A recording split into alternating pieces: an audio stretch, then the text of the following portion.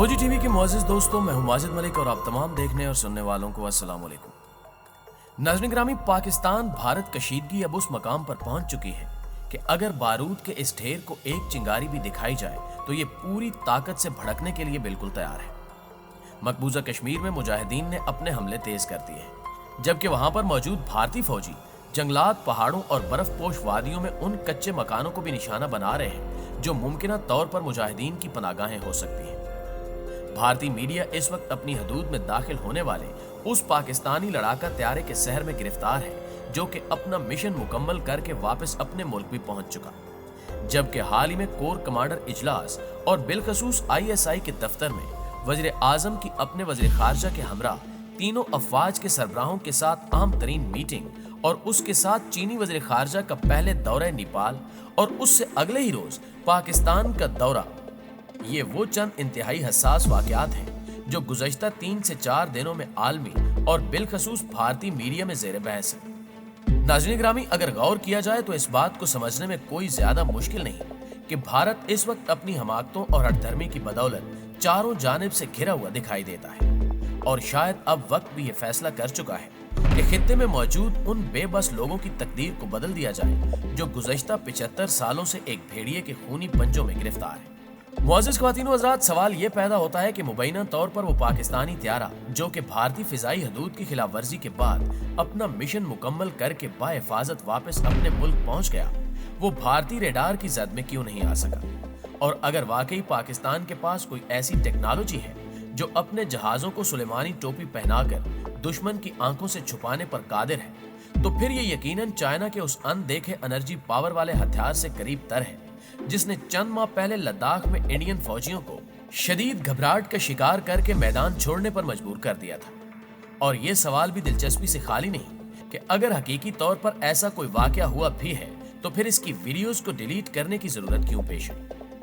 नाज़रीन ग्रामी, आज की इस वीडियो में दरअसल इस खौफ के पीछे छुपे हुए उन हकायक को तलाश करना मकसूद है जो कि इसका हकीकी सबब है,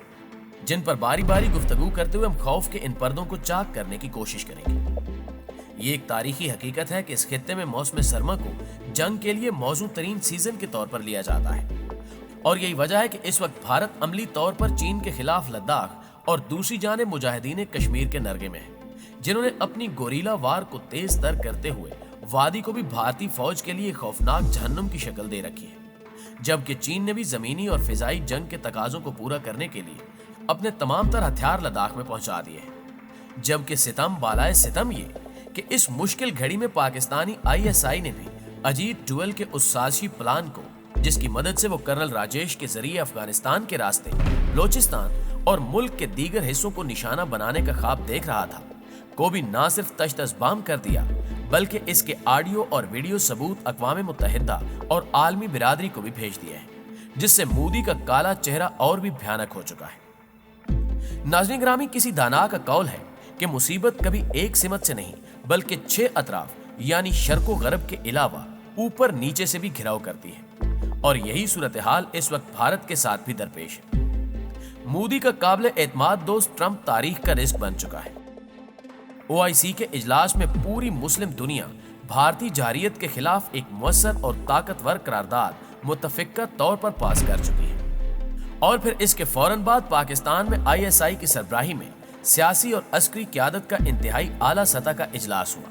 जिसमें मौजूदा हालात के पेश नज़र लाइन ऑफ कंट्रोल पर भारत के खिलाफ अपनी जंगी स्ट्रेटजी को अलसिरे नौ मुरतब करते हुए अहम तरीन फैसले भी किए गए। ये भी इस बात पर दलालत करते हैं कि अब हालात करवट ले चुके हैं, जिनके बदन से कश्मीरियों के लिए किसी मोड़ पर भी अब एक नया सवेरा जन्म ले सकता है।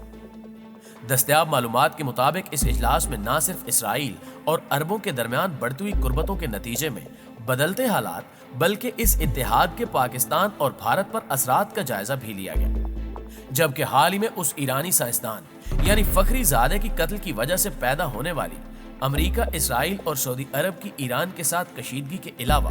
खास तौर पर भारत की जानिब से पाकिस्तान पर मुमकिन हमले के बारे में भी वज़ीर आज़म को ब्रीफ किया गया और उनको एतमाद में लेते हुए अस्करी क़यादत ने बताया कि हम किस तरह इसके मुकाबले के लिए तैयार हैं, जबकि खास तौर पर इस पर भी एक तवील ब्रीफिंग दी गई कि ऐसी सूरत हाल में पाकिस्तान और चाइना की मुश्तरका हिकमत अमली क्या होगी। नाज़रीन ग्रामी, इससे कबल भी हम अर्ज कर चुके हैं कि ये अपनी तर्ज का एक मुनफरिद और अहम तरीन इजलास था जो इस अहद में पहली दफा देखने में आया, जिससे ये बात साबित होती है कि हालिया दौर में कर्नल राजेश और अजीत डोवल की तमाम तर रेशा दवानियों के बावजूद पाकिस्तान की मिलिट्री और सिविल क़यादत में बेमिसाल एतमाद की फिजा मौजूद है। भारत के इस वक्त अपने पड़ोसियों यानी चीन, नेपाल, भूटान और पाकिस्तान समेत किसी भी मुल्क के साथ दुरुस्त और अच्छे ताल्लुकात नहीं है, बल्कि वो भूटान के अलावा बाकी तीनों ममालिक के साथ दिन ब दिन अपनी कशीदगी में इजाफा कर रहा है। और इन हालात में जब पाकिस्तानी मिलिट्री और सियासी क़यादत सर जोड़कर बैठी हुई थी, तो ऐन उन्हीं लम्हात में चाइना के वज़ीर दिफा ने अपने मुल्क से उड़ान भरी और उन्होंने नेपाल पहुंचकर उसके आर्मी चीफ के अलावा वज़ीर आज़म, जो कि अपने मुल्क के वज़ीर दिफा भी हैं, से अहम तरीन मुलाकातें की। और हम सब जानते हैं कि नेपाल भी मोदी सरकार की दानिशमंदाना पॉलिसियों की बदौलत अब चाइनीज ब्लॉक का हिस्सा बन चुका है, जो कि अगर दिफाई नुक्ते नजर से देखा जाए तो ये भारत के लिए एक बड़े नुकसान का सबब है। लेकिन चाइना अब मुसलसल सरमायाकारी और बामानी दिफाई मुआहदों के बाद इसे अपना एक मजबूत बाजू बना चुका है।